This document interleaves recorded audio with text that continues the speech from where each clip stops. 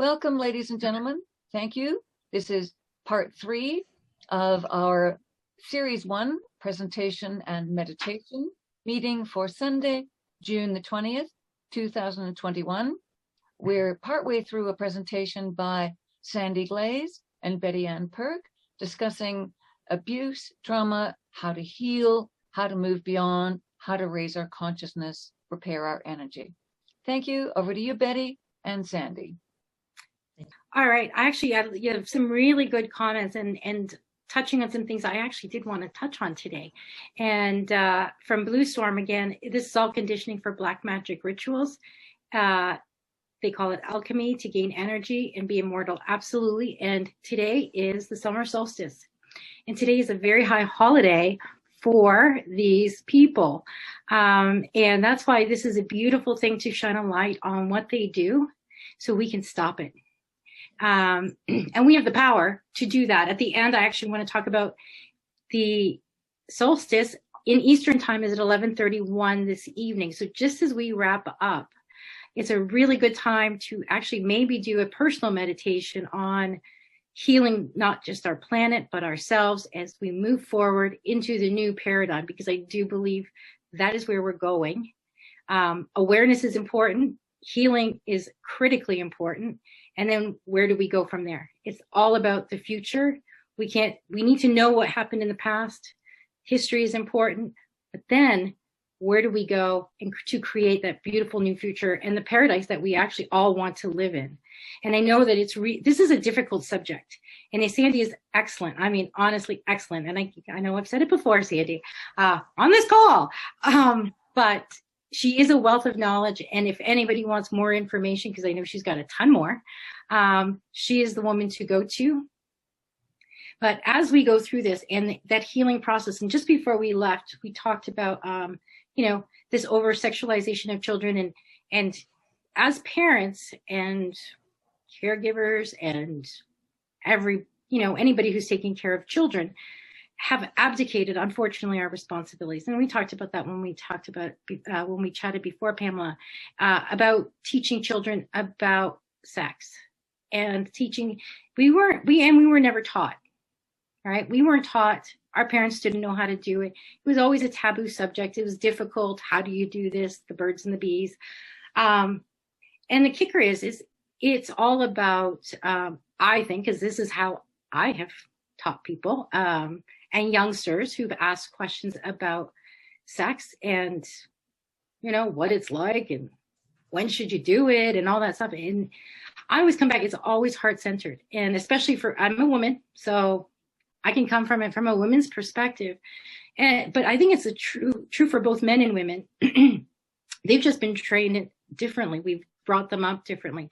But what kids need to know is you need to be mature enough to understand the ramifications of the act, as well as be in a loving relationship that you feel safe in. So that's the key. You want love and safety. So not getting off or all of this other stuff that they're taught now. It's all mechanical. This is what you do. You see it on TV, you see it in the movies, you see it in Disney. And they don't teach you how to love properly. And that's teaching them, you do it from a place of maturity, a place of love and security. And it doesn't mean you have to marry that person, but you want to know that you're safe, especially for your first time. And I think that's both for men and women, because it will set you up for the rest of your life to know how to have a loving physical relationship. It's beautiful. I mean, I think probably, I could speak for myself. I know I've had loving relationships and not so loving ones. And I can tell you the intimacy is very different. And I would not want to have one without somebody that I was totally in love with and felt safe and secure with ever again, because we're not taught these things. Do you know what? Sometimes it's hard though, because the children don't understand the difference between infatuation and love. They think they're in love, but they aren't told what makes a relationship great. What do you need for a relationship? You need good communication. You need trust.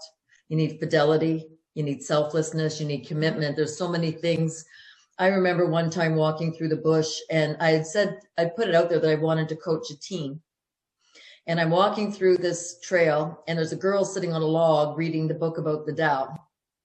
And I think she said she was 14. And what she told me was there was a boy at school who really liked her, but every time he got close to her and she sent something nice back via text, if you can imagine, he would run away. And she said, I think he's afraid of me. As she's telling me more, I said, well, what kind of things does he say? She goes, well, he asked me what my kill rate is. And I said to her, what is your kill rate? She goes, how many people I've had sex with? My mouth hit the trail, right? And as I'm saying, you call it that. So imagine that love is the kill rate. So everything is being manipulated on these children. And as she's telling me this, I said, personally, I'm getting the impression he doesn't want you to have a high number. He wants you to be special and not have been with many people. It's like having a car that 20 people have driven, or you get to be the new driver, right? So I don't know whatever happened out of that, but these kids are being taught the wrong things. And I know like they're being pressured so much to have sex at an early age for the wrong reasons. So how do we say to them, when you know that, you know, what a relationship's for, what is the purpose of relationship? So you can experience love on a deeper level. So you can experience true intimacy, because that relationship is the only place for sexual intimacy when you're old enough to understand what it means. But we're not giving anybody, like the children, the information. And it's not, I don't do that, right? But it would be nice to give the parents the information. What makes a relationship great? What do you want out of a relationship? Do you want a partner who you can grow with? Or do you want to go and get the old, you go to school, you get a house, you get 1.2 kids, 2.4 dogs, 4 cars, retire at 65, golf and die? Like, what do you want? You know what I mean? Like, we aren't taught how to inspire them to be their best self and bring out their abilities. And that's because we're also not modeling it, Sandy. I think relationships, Yes. Parents aren't modeling. And that's the other confusing thing for kids. And sometimes why they go outside of their family to ask these questions is because they don't see it modeled. And what is it supposed to be like? And it's not like they can ask their parents, who may be in a dysfunctional relationship. And then that's happened so much with, since the sexual revolution. And don't get me wrong, I'm all for healthy feminism, but it was used as a tool to destroy family and the divine feminine energy. You know, why can't you choose to stay home with your kids? Why is that a bad thing? Why should we be free to sleep with whoever we want? It only ends up hurting us in the end. That's what the birth control pill was about, to get women to loosen their moral standards. Gloria Steinem, another university, she was in the universities teaching women that you want to go out and make money like men. So she masculinized the men. It shouldn't be about money. We should be teaching ourselves to be entrepreneurs and making our own path and creating our own wealth. But we all have to fit into a mold of somebody's job, and we compare ourselves to them. But Gloria Steinem wanted women having sex with everybody. And it turns out she worked for a 3-letter agency, starting with the letter C. So it's all a psyop to destroy ourselves.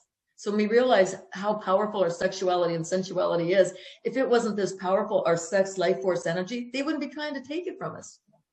Forever. And to manipulate it too, so that we don't have it in a healthy, beautiful way. Yeah. And that's the key. It should be in a healthy, beautiful way where, it's two souls uniting. It's not just sexual organs coming together, right? It's not mechanical. I was shocked when I read in early 2019 a document called the Toronto Protocols, written by the Quebecois journalist Serge Monast. He was investigating the Bilderberg Group, among other things, and Project Blue Book, Project Bluebeam. And I was astounded when I read it. It was the mission statement and strategic plan of the dark side. And it talked about child protective services, the birth control pill, destroying the family, and the whole plan, and even thanking their predecessors for several hundred years of building up the plan. If you wouldn't mind, I'd like to read this little part.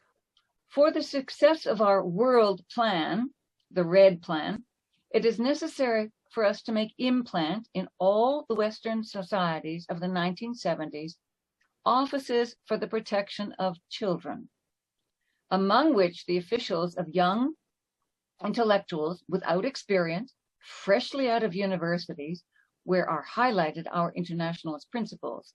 The young officials will comply literally, without proper judgment, the Charter of the Rights of the Child.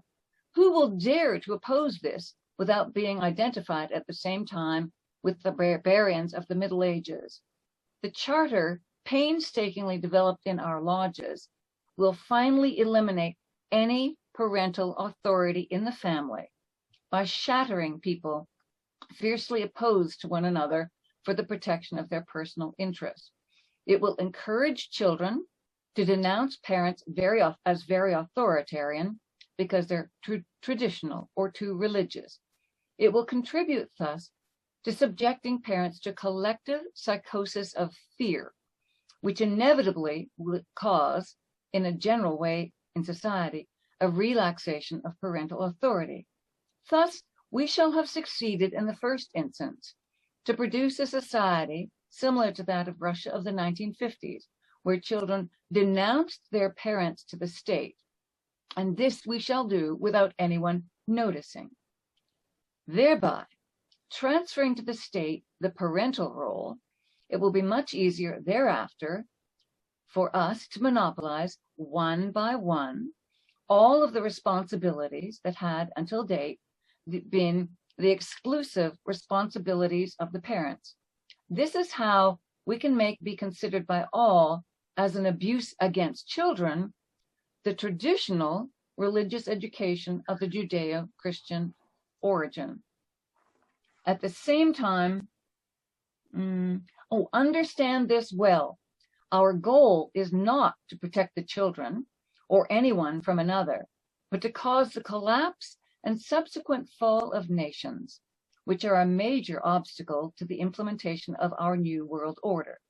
That is why the Office of Child Protection must be invested with absolute legal authority. They must be able, as they see fit, but always under the pretext of protecting the child, to remove the child from their original home environments and place them in family backgrounds or foreign government centers that have been established for our internationalist principles and religion. Therefore, it will complete the final breaking of the Western family unit. For without the protection and monitoring of their original parents, these children will be permanently handicapped in their psychological and moral development, and consequently represent natural prey, easily adaptable to our global aspirations. So let us not be fooled into thinking that this is accidental. That's my little comment at the end. So that's from 1967 in June. So what personality type are you describing, Pamela, for I whoever would say wrote that's that? a psychopath. Totally. And the teachers who are teaching this, thinking they can teach somebody else's children anal and oral sex, you're either a narcissist or a sociopath. And we focus a lot on mental illness. Mental illness, in my experience, has been what they classify depression, often the anxiety, eating disorders, addiction, suicidal ideation. They're symptoms of being abused.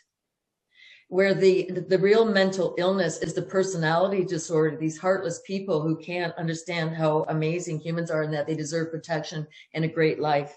And we are run by psychopaths. And just as that Frosh Week, when they're pro-rape chanting minors, they're looking at all of those kids, they're plying them with alcohol. They're seeing who's singing along with them so they know who they're going to promote into what roles. So the universities are rife with this. We know the Kinsey Institute is famous for the sex curriculum. What was his name? Alfred Kinsey. He was a pedophile. They say he died by giving himself some sort of a sexual experience, and he ended up dying. So it was into his own like pseudomasochism. I don't know, right? Then you also look at what's the other universities? Penn State. What was his name? Sandusky. So the universities, these smart people, I'm not picking on smart people, although I do sometimes. I'm not picking on them today. People who over-identify with their intellect and don't come from their heart and don't understand what it means to be human. Those are the psychopaths that usually get promoted. Children's Aid Society, I've got something here that evidence suggests America's foster care system is a front for child sex trafficking. So Family and Children's Services, they have no independent oversight in Ontario. Carolyn Mulrooney took the independent oversight off, and she was the Attorney General. Gets into politics, no experience, lands the Attorney General job. Carolyn's mother is listed in female operatives in high places who run the pedophile rings. Mila Mulroney, Brian Mulroney's wife. Carolyn Mulroney's father worked at McGill University. There's another one with you and Cameron. There's survivors there suing for being sexually abused as children. He supposedly worked with Margaret Sinclair, who was Margaret Trudeau, who was Justin's mother. So you start to see how all of this is connected by the sick education systems where they do all the experimenting on people. University of Toronto has something called a sex center. They are teaching young girls to go in there to decide what is more pleasurable, a vaginal or a clitoral orgasm. Hang on, I'm like, you fucking idiots. What do you think the chances are they're not watching you or saying to you, oh, Susie, Lucy's got a sore wrist. Why don't you go finish her off and getting them on film? Like, people have to start using some common sense. You need a whole semester to go through this. What was the other one? One of the universities was teaching us a course on masturbation, a semester-long course on masturbation. Men lose energy when they ejaculate. And I'm not saying don't orgasm, when they ejaculate their seed, because that's out of the testes. Women lose energy when they menstruate, when they lose blood. But again, it's all in the sex organs where all of this life force is stored. But these people, so the Children's Aid Society in Toronto, I went through a situation in Peel where basically I had sent in a tape recording of a girl telling me that they were touching her, and she said they're brainwashing her, which I think they were hypnotizing her. Within 5 days, she was in full-time care of the father, the person she said was hurting her. 5 days. So they bring in these children's lawyers, right? So Ontario is so above board. They bring in these children's lawyers. The children's lawyer never even contacted me. I went down to the courthouse. I'll tell you, I had them hopping, but by the next day, they came out of the courthouse laughing at me because you can't touch these people. You look at the rating of this children's lawyer. On one, she gets 2 out of 5. The other one, she gets 1 out of 5. That's a 20 or 40% effective rate. She has a partner. I bet you they're all bought and paid for because the whole system, they know how to find each other. Absolutely. The only one who doesn't know is the taxpayer who pays it all. And actually, there's a lot of comments about, Margaret Trudeau was also abused. And that's actually a really good point, Karen. And yes, she was in Justice Castro's son and all that wonderful stuff. But it is a cycle. So abusers become abusers. And that's what they're trying to create is this constant cycle. So everybody is doing it. It becomes the norm. That is how messed up this is. What you have a statistic, is it 70% of abuse? If you're 40%, they say 40% of the people who are abused reoffend. So this is where I want us to start using our own discernment. So if that's the case and 75% of the victims are females, that means 30 of that 40% should be female offenders, or somebody's lying in the statistical arena again. Yes. So we can't trust anybody in the stats, anybody in the universities, anybody in the training, like frontline workers. They're all getting the wrong information that we're sexual beings from birth. That's what Kinsey said. I've seen women who work protecting children say the same thing. I've got all the body parts to drive from birth, but I'm not a driver from birth. Like, it's just nonsense they're sending at us. Absolutely. But to that point, where was I going with that? That's the excuse. Like, who was it recently that was like, oh, well, yeah, they were an abuser. It's like, oh, but they were abused too. That is not an excuse, and we have to stop accepting it as an excuse and saying, oh, sorry, you were an abuser, so we'll go lighter on you. No, because just like everything else in our lives, we get to make choices. So just because something bad happened to you does not give you the right to do that same thing to someone else. And we don't know that stat is true even. We don't know that. So I went to a party once and there was a fellow there. He ran one of Canada has 14 police academies. So he was the dean at one of these academies. He said you can be a convicted criminal and still attend and graduate from police school. You can be a convicted criminal and graduate from the police academies in Canada. He told me about a man who found this little girl in a park with children playing, and he chose the girl, took her into the bushes and abused her. And they asked him why. He goes, well, I was hurt as a child. And I'm like, you don't honestly believe that, do you? So I'm telling him what I just basically said now. And he got thinking about it. And I'm like, they tell him that, they tell him to say that I was hurt, because then you cut them some slack and you think you can't ever find a solution. If you're doing this, sneaking off with children to do this, you know damn well it's wrong. I don't care if you were hurt or not. It's your responsibility to work through it. What, you got to hurt somebody so bad because you were hurt and you want us to have sympathy or empathy for you? This is not cutting it anymore. And it does happen. I remember that the two Corys, one of them came out, those child stars. Feldman and yeah, and then now there's stuff coming out that they are actually abusers as well. So it's a feel sorry for me, and then you won't think I'm actually doing these things. It's a terrible cycle, and it has to end though. The cycle has to end. You told really, me that at the end of the day, it's no longer an excuse that's acceptable. Oh, I was abused as a child, therefore I can choose to abuse any children I like because I was hurt, poor me.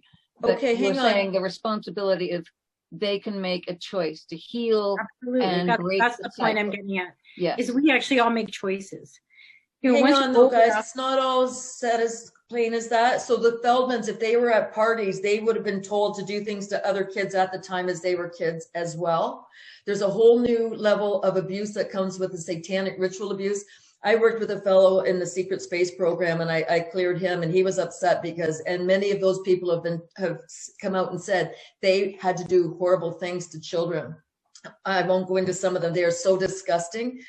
Some of them know they might face jail time, but they were put in it as children and said, you kill that one or we're killing you. So they're giving like an 8-year-old a knife. He's doing it as an adult again. Like those are the reports I'm hearing. Is he's as an adult after he came out and said all of these things, the horrible things that happened to him, he is now offending. Everybody that comes out gets accused of being the abuser. Anybody who comes out against the truth or tells the truth gets accused of being the abuser. It's the ones that never come out about it that are hidden. There's certain politicians, we've never heard their names publicly, but they've been named by Kathy O'Brien, Fiona Barnett, some big names, but they've never been outed. So whenever anybody gets accused of it, it's usually because that's your punishment for speaking up. I'm not saying he did or didn't. I don't know, but exactly what you're saying, but it has to stop. Is a pattern. It is a pattern. I mean, let's look at Margaret Trudeau was an abuser. I am sure that Justin was abused. And we know that. How do you know Margaret Trudeau was an abuser? Well, I would assume with the way that. She was MK Ultra. She was a Rolling Stone. She slept with everybody. And when you listen to some of the soldiers like Max Spears, he says they would go as spies and have sex with the target to get the information in their energy field, then go back and have sex with their handler. I'm not saying she was or wasn't. I don't know. There's so much we don't know that goes even beyond what we're talking. I'm not trying to, I'm trying to hold the line that I don't care what happened to you. This needs to stop. I don't get to meke out the punishments or tell anybody what they should pay for what crimes they did. I'm just trying to show this is how they're distorting the energy on us. This is how they're trying to siphon our sex energy. This is how they're trying to destroy the heart of humanity by sexualizing the children so they can't love properly, because usually whoever's there first creates the pattern of how they want sex. I've had survivors tell me that they want what their first abuser did in their current life. And it's like, because whoever got there first created the pattern. So that's not, so I'm not trying to judge anybody out there who's doing it, who's not. This needs to stop. And it's the middle ground, the people who get paid good salaries, good pensions, and good money, who aren't doing the job, including many police officers that aren't doing the job and doing the right thing to stop this when people are reporting it.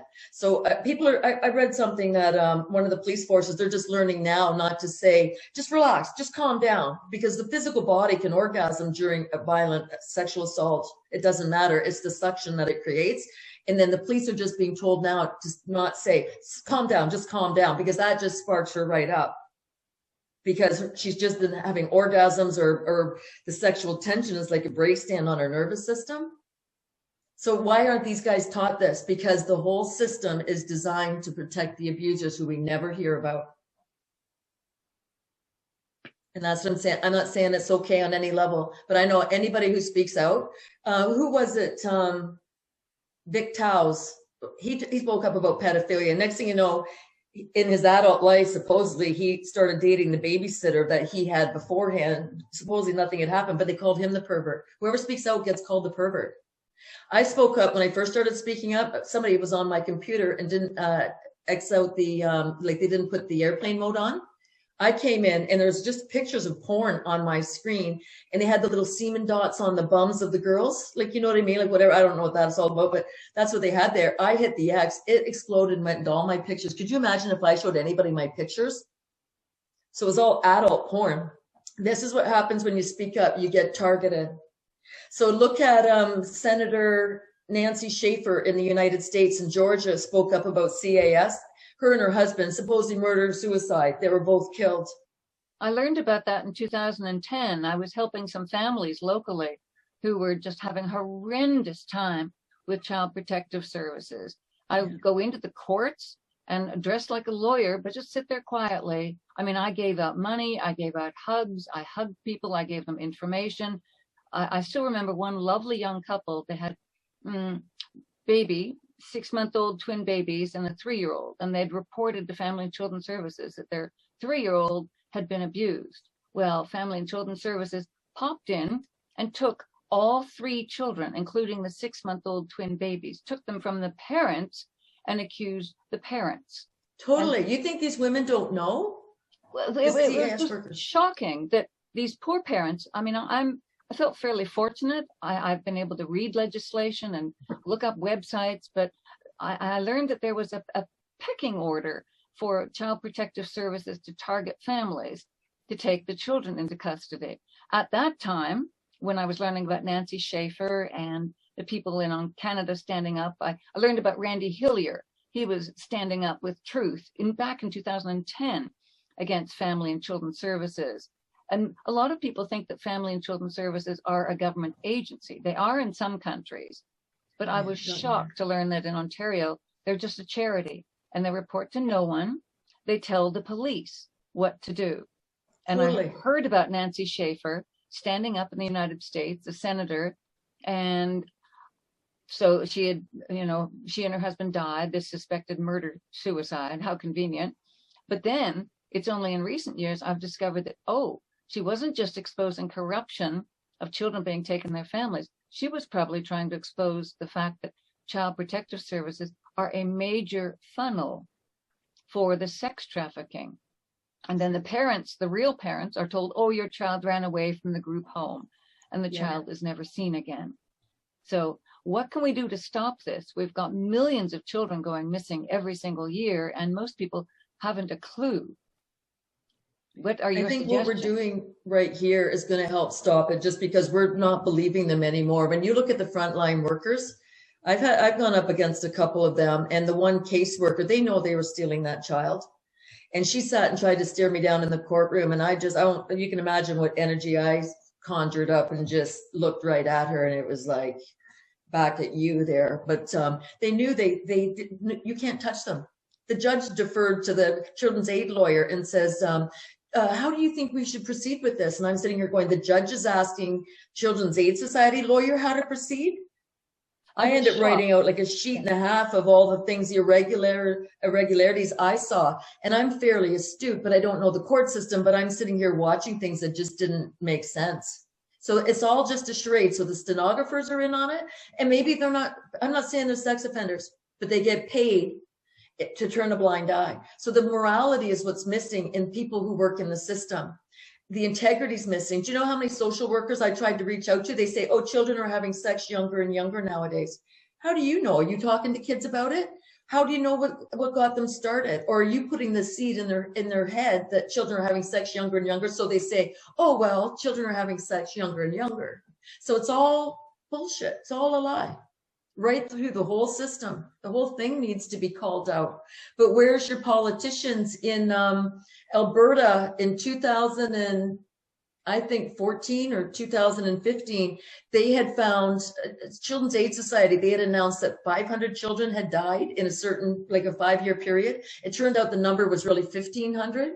There was an uproar. They got rid of the health minister. Dave Hancock was crying. He couldn't handle it. They brought in Manmeet Bhullar. I honestly think he was a good man. A number of months later, he was driving back into Calgary, stopped to help a stranded driver on the side of the road and got creamed by a transport truck. Well, I bet you nobody'd want to see that body because they probably did a ritual on him for speaking up. So they will stop at nothing. And I had no idea that it was so organized. I mean, I found out that this is taking children from families is a major business, and it's predominant in the United Kingdom, United States, Canada, Australia, and New Zealand. And the United Kingdom is appalling. The local council is one of the agencies responsible for taking children from families. And I followed a number of cases there. They even start taking them custody of the children before the children are born. And the women are taken into hospital early, perhaps at 8 months gestation, forced to give birth, and the child is taken. One young woman who was about 20 was a university student who got pregnant, and the Children's Aid was right on her right away as a single mother. And her child was taken. Even though she fled to Europe, she was found and sent back to the United Kingdom, forced to give birth, and her child was taken from her. There were all sorts of appeals across England to help her. But the grounds that Family and Children's Services in England was using that was, she had some psychological problems when she was 12. So we don't think she'll be a good mother. So this is like thought crime almost. But we need to take the child before it's born to protect her. Then I started discovering about the local agencies who take the children get a bonus for taking the child. They get extra money for adopting the child out. They get certain bonuses depending on the age of the child, and they even get a bonus for how fast they can adopt the child out. And children are even taken. I heard of one case in the United States where there are 3 beautiful, adorable little children, all blonde, 5, 3, and 2, I think. And a wealthy family in the area said, I want those children. I want the children from that family. So Family and Children's Services stepped in, took those children, and gave them to the wealthy family. The stories are just shocking. I was in touch with people in Australia as well. And doctors are in on this too. They all are. They are. It's just shocking. I even asked lawyers in Guelph and Hamilton, because I was able to assist some parents in court, why is it that the lawyer appointed for the child, which is paid by taxpayer dollars from the office of the children's lawyer, why is it that children's lawyers lying? Why are the social workers lying? Why is the lawyer for Children's Aid lying? And yet the judge assumes all of those to be telling the truth. The judge is lying. The judge is lying. And only the parent is actually telling the truth in almost all circumstances, but the parent is assumed to be guilty and assumed to be lying. And they put a gag order on them. I've been shocked. And that was even before I realized that the Children's Aid was being used as a funnel. And even parents disagreeing with a doctor about treatment for the children.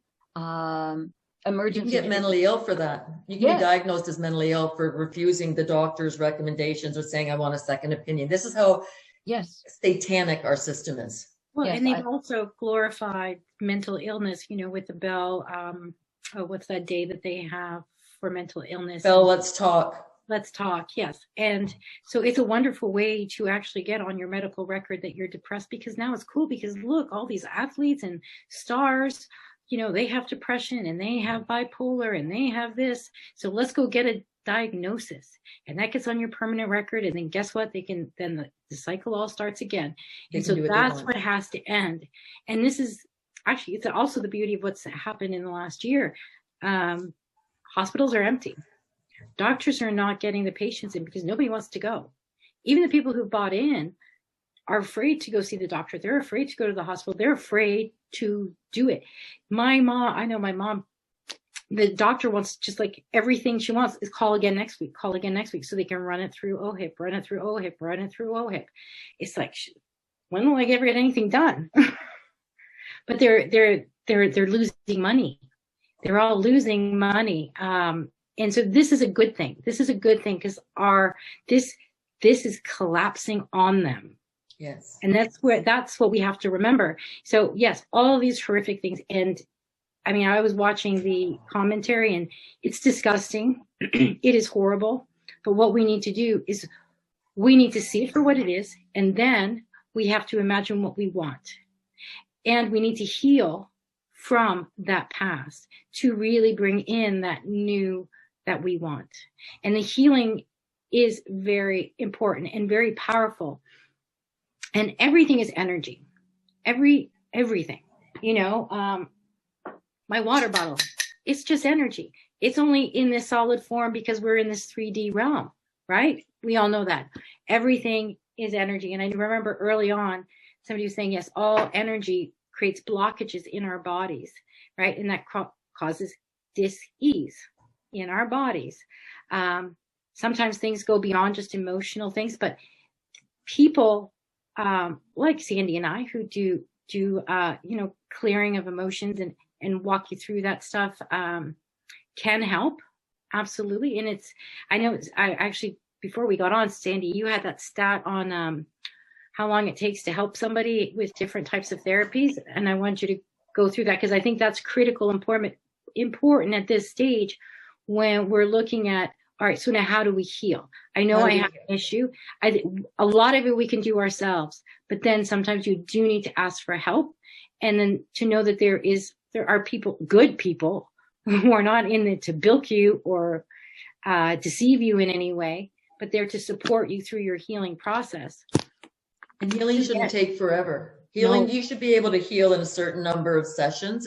You're not to be in therapy for life, right? So when I showed Maslow's hierarchy of needs, the top two colors were missing, the indigo, the third eye, and the spiritual connection.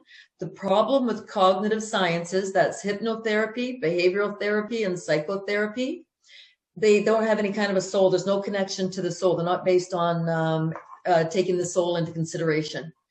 So this was a stat from February 12th of 2007, and it's a study from the American Health Magazine reported the following findings from this study. So if you went in for psychoanalysis, I'll start with the bottom. If you went in for hypnotherapy, after 6 sessions, you would have a 93% chance of recovery. So this is why it's so important you speak to yourself and you talk to yourself and you love yourself and you know that you are deserving of good things because your body is listening to everything you say. So know you're worthy of healing. Behavioral therapy, 72% recovery after 22 sessions. Psychoanalysis, 38% recovery after 600 sessions. And what did Kathleen Wynne do in December 15th of 2017? She passed an act. I forgot to get this to you, Pamela. Basically, she said, you can't talk about thoughts, feelings, emotions, or beliefs unless you are a psychotherapist or a reverend or a minister. So basically, you can't even go and get help outside of who they tell you can get help with. So that's why you find a different practitioner of a different modality who's here to facilitate. You do the healing. They stay with you, like stay along with you, hold space with you, but you do the healing and you don't have to relive your memories. That's the problem with psychoanalysis and psychotherapy. You have to talk about it, which means you relive it. People are getting triggered here today. Imagine the people who are going through these abuses. And that's why we're going through the discomfort, because they're going through so much more. It's like picking a scab. You keep picking that scab, it'll never heal. When you go to psychotherapy and you keep having to like rehash all of your pain.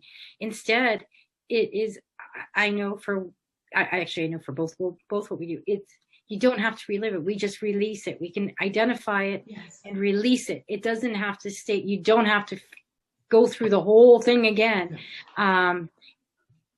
But it takes two, right? I'm going to say you really have to want it and face it, that this is there, and let it go and be ready to let it go.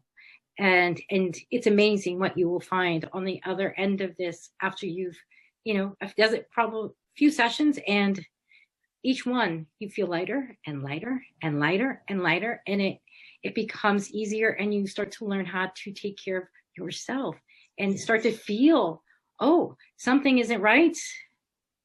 I think I can take care of this. What is it? And you can go within, and your body will tell you. But we have to get back to that place where we know ourselves. When we don't know ourselves, we don't know where we're going. We have nowhere. We're a rudderless boat. What are you And that's what they are trying. Pardon me? Are you suggesting hypnotherapy? Because counseling has people live through it, and No. EMDR has mixed. I've never done hypnotherapy. I cannot speak to it. I do body code, emotion code, body code work, and that's what I'm talking about. So clients of mine, I can say, you slowly feel better and better and better. We just release it. There's no judgment. There's no nothing. It's just like, yeah, you got this. Okay, let's get it. Let's get it out. Let's release. It can be, there can be some like crying. There can be some laughing. There can be some whatever, but it's just a release, like letting it out. That breath you've held in. And the biggest part is remembering, especially these people who've gone through abuse, because they get re-victimized, not just by going through therapy, but they get re-victimized by the system. Why is it that only 10% report it? Because you're re-victimized through the system. If you've seen somebody go through it, it's horrendous for a victim. So why would you want to? That's just, again, creating more and more pain and more betrayal on top of betrayal on top of betrayal. And we're not saying don't speak up about experiences. Absolutely. We're saying clear your energy systems first, so that if you do speak up, that you're not crying, you're not triggered.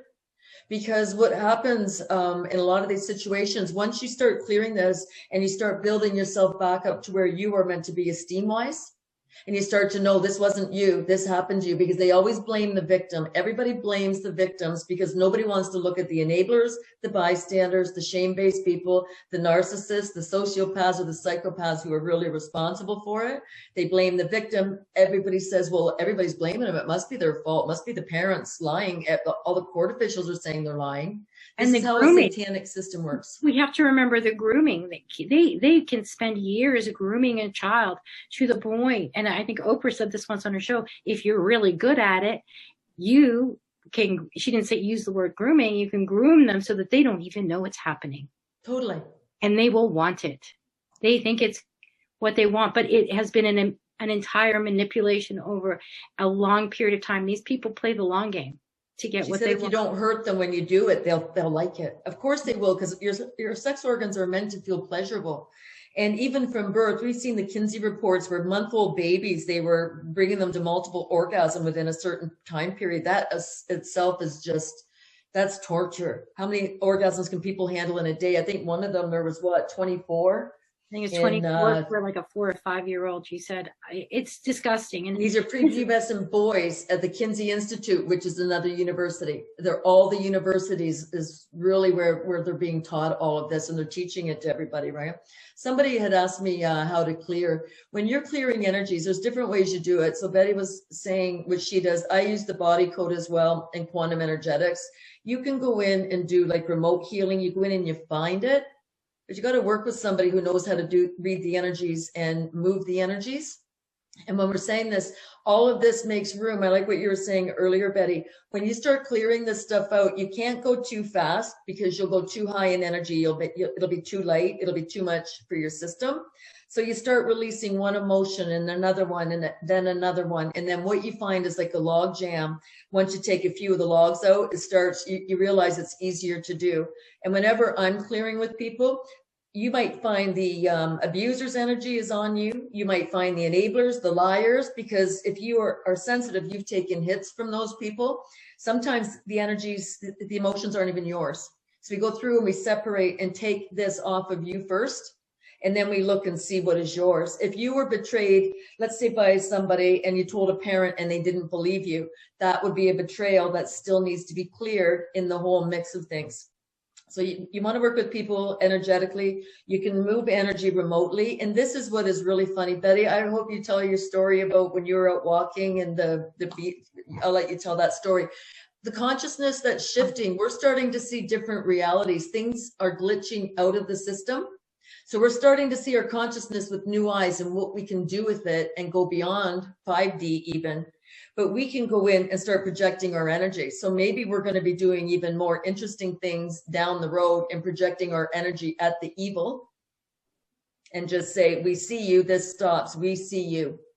We are not buying into your nonsense, but we have to see it from all levels of the system to call it all out. But once we start to be able to know how to move your energy, as Betty says, you can do it for yourself, right? So nobody got to a bad place by being hurt. You didn't get there by yourself. So what I find, or we find, is you start coming back out with somebody's help until you can fly with your own wings again. But you don't need therapy for life. I'm not suggesting any of those therapies, the psychotherapy, the behavioral therapy, or the hypnotherapy. I myself would not let somebody put me under. I wouldn't trust people to put me under. And I wouldn't know what was going on because that little girl, that's what she said happened, that eight-year-old girl I'm helping. She goes, they're brainwashing me. She goes, they put this thing in my eye. So they're hypnotizing her so she can't remember what they've done to her. That's my opinion. If you do hypnotherapy, you better trust and know who that person is, and totally. have your best interests at heart, because otherwise, when you're not conscious of what's going on, they can implant whatever they want. And with that words, is real. Everything we do, you're wide awake. Yes. Wide awake. No problem. You trust yourself, not us. You trust yourself to pick who you trust, right? But like I said, once you get through a few of them, and then you realize it's not so hurtful. I was working with a woman last week, and she was very upset, and she started challenging me on something. She was bucking like crazy. And I said to her, I go, it's your $100. You're either going to love me or hate me at the end of this. I don't care which way it goes. And what had happened, she realized I wasn't going to abandon her. She was trying to get me. She was so afraid of her emotions. She was trying to buck me off because she didn't want to deal with it. It's like, you don't have to deal with it. It's your money. You do what you want. And as soon as you gave her that permission, I gave her that permission. She wasn't so afraid. She could make the decision for herself to go forward, and she has. So people have different reactions. You never know how somebody's going to react because you don't know how painful that is. And she said the scariest person she knows is herself because she's so afraid of the hurt. Because our hearts, when they've been broken, it's so painful to go back and look at this. But you go with somebody who understands this, can stay with you energetically. I know Betty can. Betty's helped me. I've helped Betty. We both were on the same page in a lot of this. Sometimes you can't work on yourself depending on what's going on in your life. Totally. Or just to check, because it's like, okay, you know what? I'm biased on myself. So, hey, double check what I'm feeling here, because I think this is it, but I don't know. Right. Some of these are very difficult feelings to confront. And I think you're both quite right. Choosing the right person to work with is really essential. I remember some years ago, about 8 years ago, I was helping a mother, a single mother with a little boy who was in counseling. He'd been diagnosed with ADHD within the first 15 minutes of seeing a psychiatrist for anxiety, and ADHD wasn't even on the list. And that poor family got sucked into the mental health system for the next 10 years. He was drugged, he was counseled. So I was working really hard to help these neighbors. And I remember one session I helped them with going to a university psychologist, and the little boy had wanted to play video games that his friends were playing, like Call of Duty and some other first-person shooter games. Mm-hmm. And the mother said that she was quite upset that the psychologist said, yes, we think you should play all the games your friends are playing. You should dress like them, and you should play all the games so that you fit in. And the mother was really upset. And she said, this goes against first-person shooter games and violent computer games go against my religious, moral, and ethical beliefs. And the psychologist, I still remember it to this day, I wish I'd taped it for the mother. The psychologist said, your moral, ethical, and religious beliefs are not important. They don't matter. So she was really quite shocked at that. So with counselors and psychiatrists and drugs and medication, that poor child had a really, really rough go. Fortunately, he didn't fall into the situation of other people I know. I've been learning about this for some years, since about 92, 93, I think, having met some people in my life who have multiple personality disorder. One beautiful, wonderful, kind, loving woman I met in Australia had about 16 different personalities. And I was with her when she even changed personalities. Fortunately, she changed into someone who could still drive, but some of her personalities were an 8-year-old girl, a 5-year-old boy. She had real problems at school because one of her personalities could play clarinet and most of the others couldn't. So, and she was abused terribly, starting at about age 2. Another woman I know in Canada has about 600 personalities. So for quite a while, I was thinking more recently, are these past life memories that aren't integrated? Because I've heard that children forget their past lives by about age 6. So I was just thinking maybe abuse starting before age 6 prevents the reintegration. Do you remember that movie, Sybil, the girl with? Yes, but I think I've learned more recently, and that it's intentional, this splitting of this. It is intentional. They create the soul. Is that your understanding as well? Creating altars on purpose? They create the altars on purpose so that when you are in one altar, and you switch, so maybe one of your altars is to do nefarious things. When you switch, you have no memory of it. So you can actually say, I have no idea what you're talking about. I didn't do that. Some of them are turning into assassins. Yes. And they have no idea. Could be the most mild-mannered person. But depending on situations, they become different altars, and they do it on purpose. They're actually fractalizing the brain and the soul. And the soul.